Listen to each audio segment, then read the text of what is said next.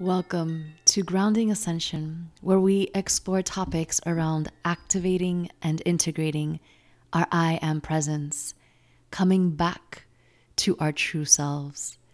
I am your host, Celeste Glus.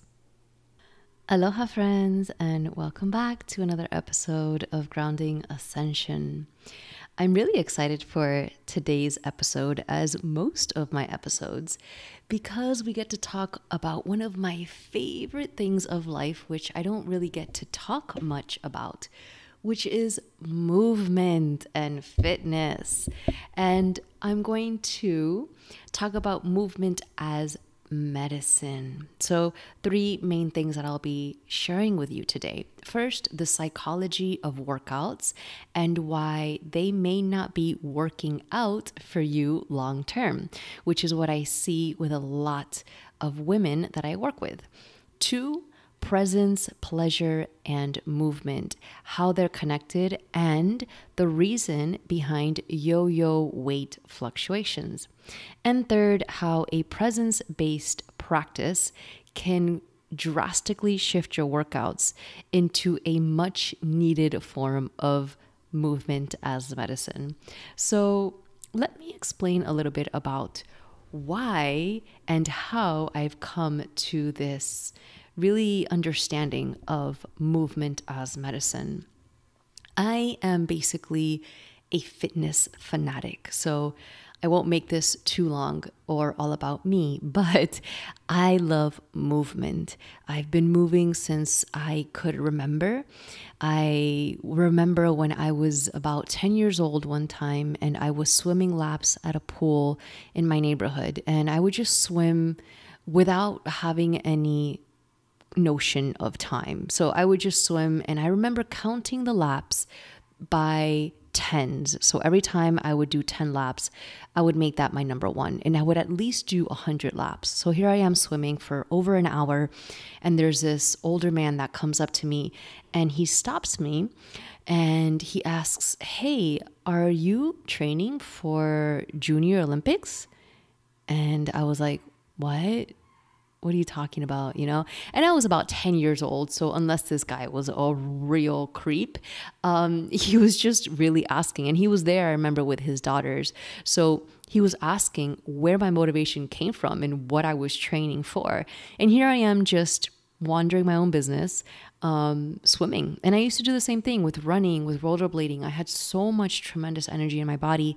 I would just move. And growing up, I grew up as a dancer, as a professional ballerina, and then into more of a professional dance team style performance. And that eventually turned into a career in fitness. And that also turned into a career in fitness education. So I would educate fitness instructors and certify in trainers and certified master trainers. So I really got deep into what is the fitness industry, and I loved every single second of it.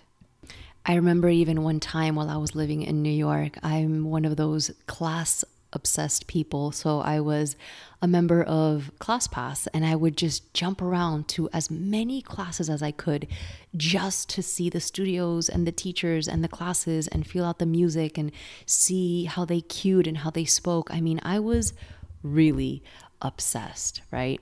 And so in the middle of all of this, what happened was, ta-da, my spiritual awakening. And as you may already know, my spiritual awakening came with a lot of non-movement, a lot of meditation for hours and hours and hours on end. And that, of course, has to be balanced out, except for the fact that I didn't have that understanding at the time. I wasn't able to do that. I wasn't mentored by anyone, nor did I have the understanding of what a spiritual awakening even was. So naturally, the process brought on a lot of fatigue, a lot of disconnection from my own body, a sense of not even feeling a need to be in my body, right? Because if you go deep into the spiritual awakening process, you start to tap into the notion that we're all one. And here we are, a part of the cosmic universe. This physical body is not all that you are. So if you go too extreme in that, you start to lose awareness of how important it is to maintain a strong physical body. And that's exactly what happened to me.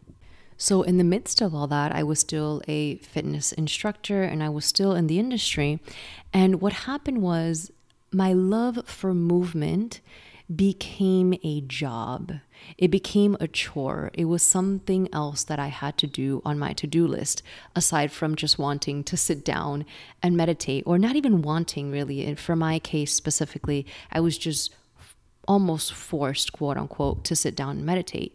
So workouts to me became a very hard to do on my list. Aside from the fact that I was no longer driven by the physicality of the workouts. So what happened without me realizing through time was that the obsession with working out became the obsession of looking a certain way, of having a certain physique, of attaining a certain kind of performance level, if you can say. And because of my spiritual awakening, I was no longer driven by that. I no longer cared to have the perfect body and the perfect plank and the perfect 100 set of abs. So it was no longer about reaching these extraneous goals that the fitness industry was sort of subconsciously or subliminally imposing on me. It was, okay, this is your job. This is one more thing to do. And this is the whole point of this story, is that I genuinely believe that most people work out because of that. Aside from the spiritual awakening, aside from however we get down that path, we do not realize that through time, it is no longer about movement. It is all of a sudden a job, a thing to do. And you're just so far away from that goal that you've been sold of, like, the reason why you're working out is because you're supposed to get leaner. And if you're not getting leaner, you're wasting your time. So you have to kill yourself with every workout. And that's your to-do for every single day of the year. And if you're not doing that, you're a failure, right? This kind of psychology behind the fitness industry is what I believe is what's breaking everything apart and actually pushing us back and away from having a healthy life and having a healthy mind and body relationship. So when movement and workouts become a job, a chore, a thing to do, like at 5:30, I have to go to the gym and I have to kill it. When that becomes our thing and all of a sudden it's just in the background of our lives, we don't even think about it. It's just something we force ourselves to do. I am 99.9% sure that at some point you will no longer have the results that you want. You will no longer feel energized or supported by the routine that you are upholding yourself to, or you will come into some sort of injury or health situation that will not be aligned with what you're pushing yourself, quote unquote, to do, right? Because you're pushing yourself to work out every day, and yet that goal that you're trying to attain perhaps is not being attained. So that's the whole point of this podcast. Why is this happening? So then going back to my story real quick about my spiritual awakening, and realize that I didn't have a motivation to work out. I didn't have a motivation to stay strong in my body because I really wasn't in my body most of the time. So I really didn't care. But here's the thing, and this is really important for all of us to understand, right? Our bodies are the grounding force of this ascension process, meaning we need a strong body, we need a strong mind to hold, to be the receptor, to be the vessel of the light that is coming in, of the new frequency, of the higher level DNA. So when our bodies are out of whack and they're not in balance, balance is the key, right? So I started to gain weight. I started to feel lethargic.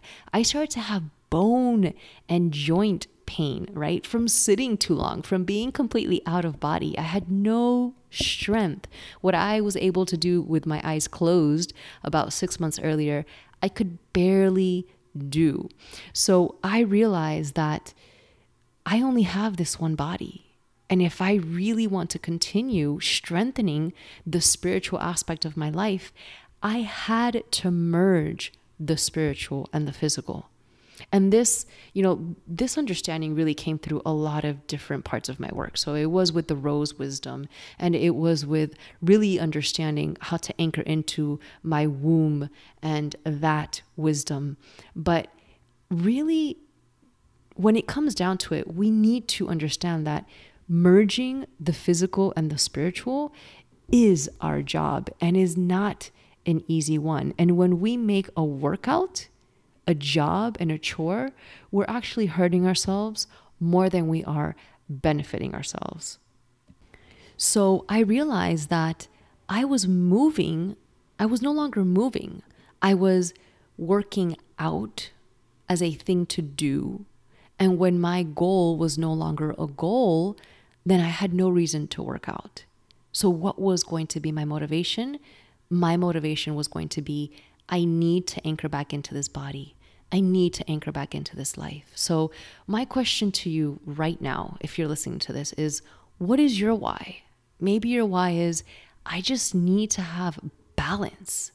I just need to find a sustainable form of keeping my body strong and healthy. So I want you to press pause right now and just take a moment and ask yourself, what is your why?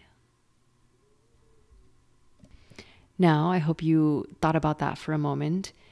Understanding really the psychology behind the workouts and understanding the psychology behind the fitness industry will really help you in this process. So really understanding that the fitness industry is there to sell a specific kind of physical body image. And I think most of us have realized that, but we don't realize how deeply entrenched and trained, both of those words, we are by these ads and by these commercials.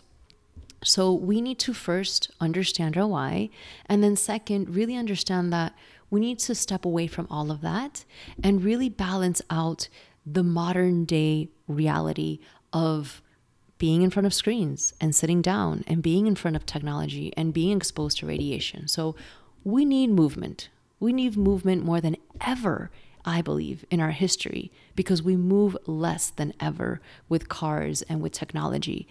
And yet, I believe that when we make movement a workout and a chore, we have already defeated ourselves. We have already lost a battle that can never be won because we're approaching it as a workout, as a means towards something that somebody else is selling me. So my challenge to you now that you know your why is, can you now reverse that psychology and ask yourself, besides your why, how are you going to no longer approach your workouts the way that you've been fed or taught to approach your workouts? Meaning, how are you going to, from this point forward, approach your workouts in a more healthy way? For me, I remind myself every single time I choose to work out or to move, I'm doing this for the health of my body and my mind and my spirit. And if I don't work out, I am not able to anchor in the higher frequencies that are coming in. And that's not just mumbo jumbo. That is real life shit. I mean, when I do not work out, I feel bad. I don't feel in my body. I don't feel strong, and I don't feel grounded. Now that's just me.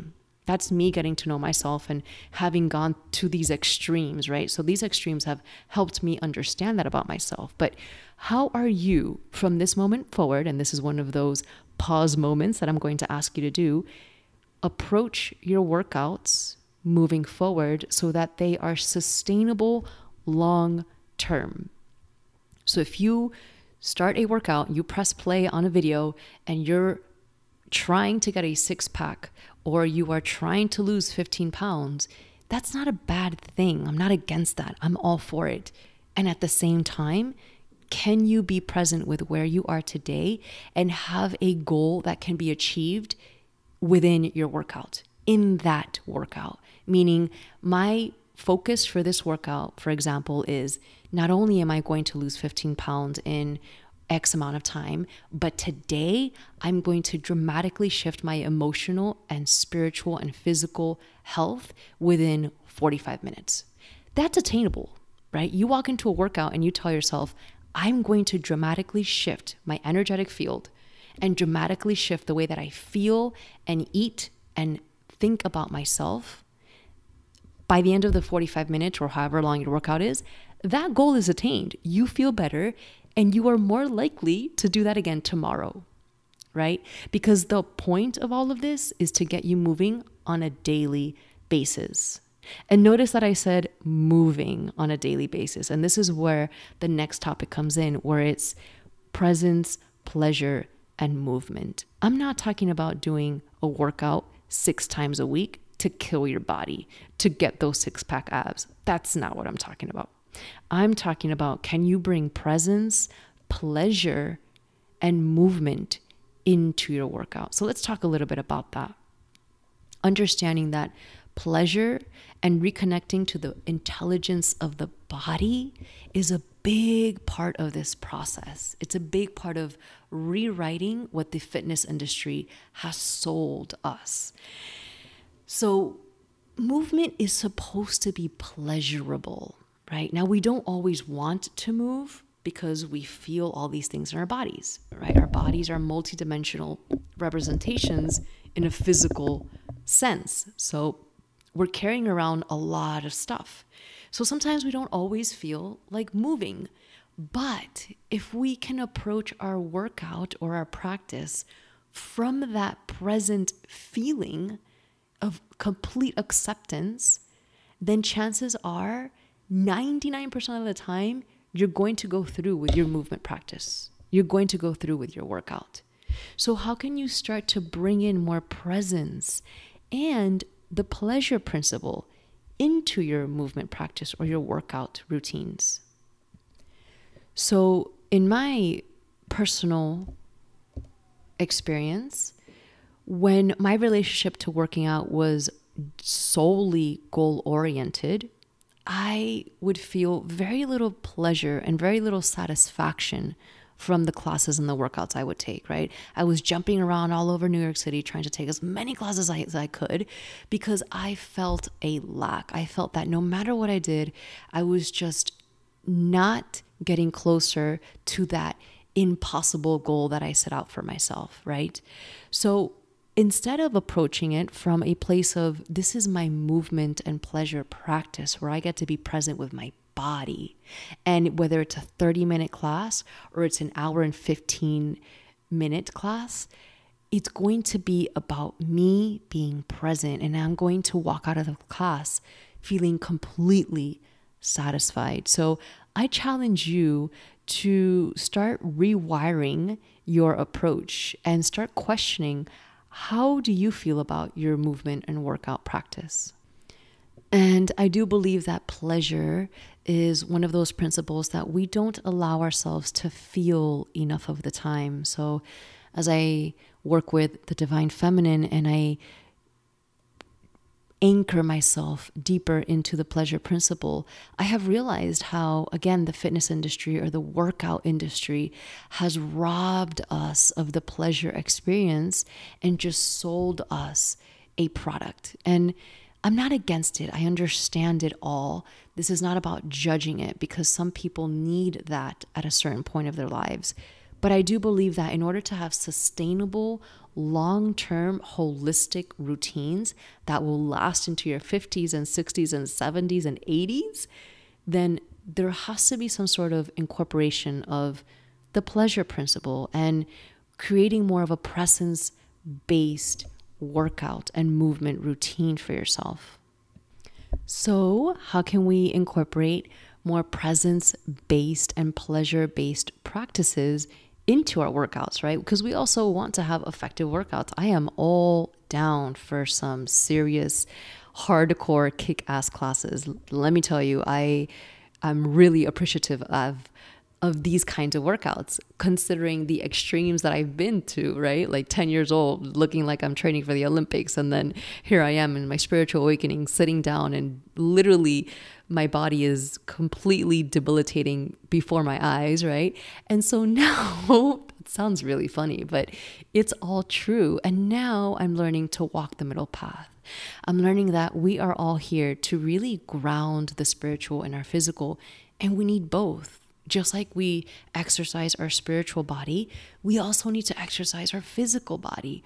And so what I have created is cycle synced bar classes, which will, I know, with time develop into just cycle synced fitness.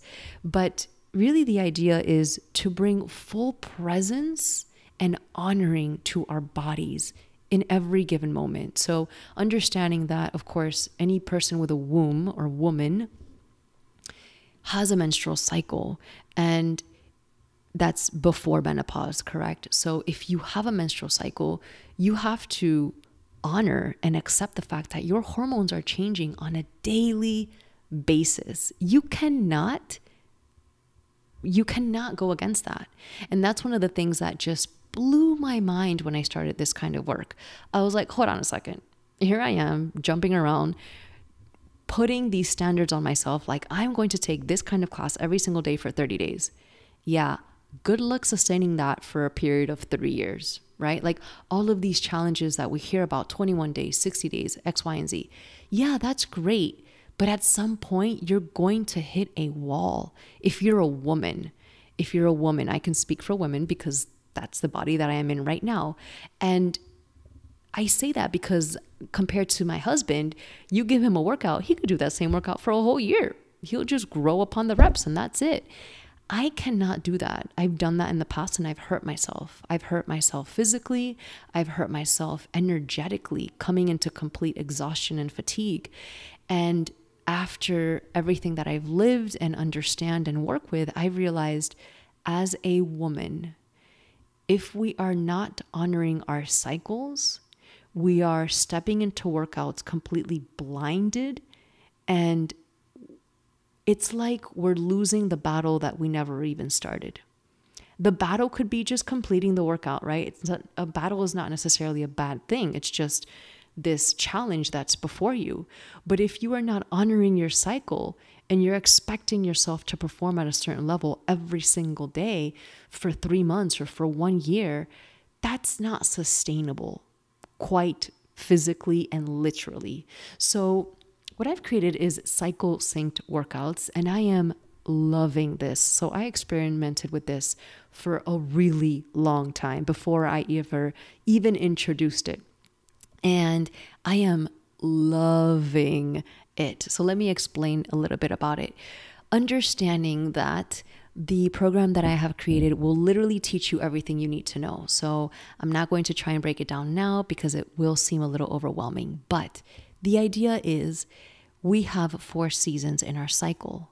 And if we can honor those 4 seasons and know which season we are in, and understanding that we don't live in a box. So we need to change our workout styles. We cannot work out the same way we do on the 3rd day of our cycle, the way that we do on the 21st day of our cycle. It's just not sustainable long term. And this is what I found for myself. And this is what I'm also finding with a lot of clients, which is really exciting because once we are switching over to this kind of workout, it's doable, it's attainable, and it's exciting because the more you honor your body, the more your body honors you. So something that's really bizarre is that I'm actually pushing a lot less in my workouts and I'm getting much greater results. I'm much easier able to get the results that I feel comfortable with in my own body, and emotionally and energetically, which is the most important part for me, I feel great. I feel supported. I feel like I know what I'm stepping into. I know what part of the cycle that I'm in every single day I wake up. And so I ride the waves of flow in my life. And the workouts ride those waves with me. So it's something that is really exciting. And I don't see it as a workout anymore. I see it as a way to honor my cycle and honor my hormones on a daily basis, and as a way to express the energy to move through my body. Yes, we're doing push-ups. Yes, we're doing, bar workouts and thigh work and glute work and abdominals, but it's so different because the way that I'm teaching is different. The way that I speak to you is different. The way that we're moving through transitions is different. And it's all catered to honor every single season of your cycle. So if this is something that you are interested in, I welcome you to, one, explore movement as medicine. Really explore movement as a way of liberating and expressing yourself and honoring, most importantly, honoring the sacredness of your temple, honoring the sacredness of your physical body. If there's one thing that we need more than anything, I believe, in the process of self-forgiveness and self-love, is to honor our bodies wherever we are right now. All of this yo-yo weight and all of this looping mechanism that we have with food and with workouts and with self-body image, all of this stuff comes from us not accepting and not realizing that we have everything we need right now. If we could just honor where we are and work from that place, right? It's like building a home. You build the foundation first. You don't start at the roof, right? If I'm trying to lose 15 pounds, I'm not going to do CrossFit every day for 90 days. I'm going to kill myself on day 91. I'm going to be in complete exhaustion and likely at some point get injured, right? And hey, this is not against anybody or any kind of workout, by all means. I love them all. But this is to open up conversation about, are you honoring movement and your body to help each other?